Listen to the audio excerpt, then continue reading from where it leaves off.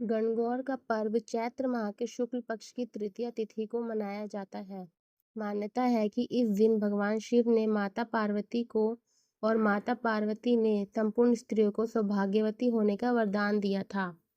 पौराणिक मान्यताओं के अनुसार गणगौर भगवान शिव और माता पार्वती की पूजा के लिए समर्पित एक हिंदू पर्व है, जो महिलाओं की समृद्धि और पति की लंबी उम्र की कामना से किया जाता है। गणगौर का पर्व चैत्र माह के शुक्ल पक्ष की तृतीया तिथि को मनाया जाता है।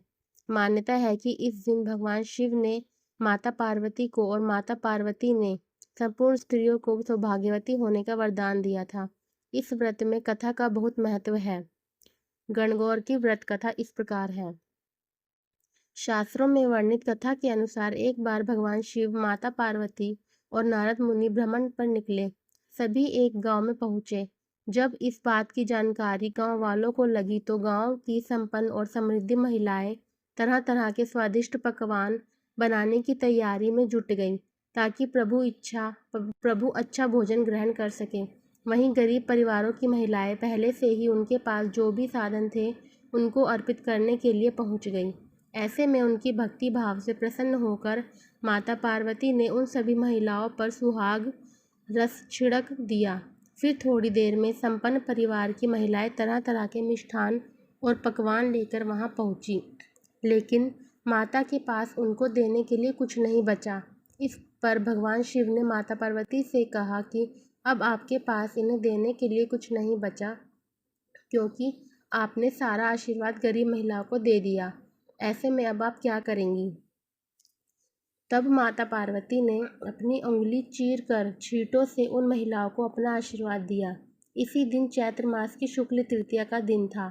इसके बाद सभी महिलाएं घरों को लौट गईं।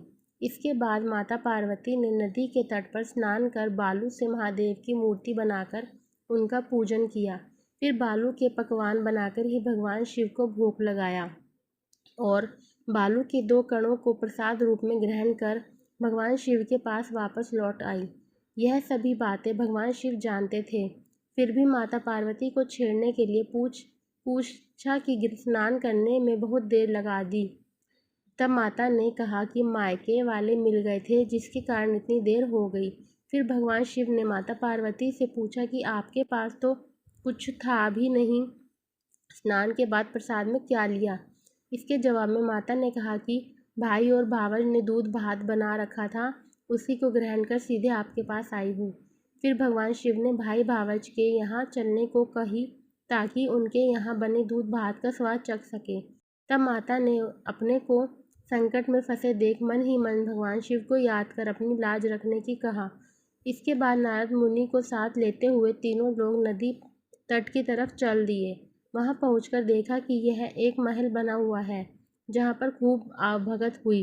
इसके बाद जब वहां से तीनों लोग चलने लगे तो कुछ दूर चलकर भगवान शिव माता से बोले कि मैं अपनी माला आपके मायके में भूल आया हूँ।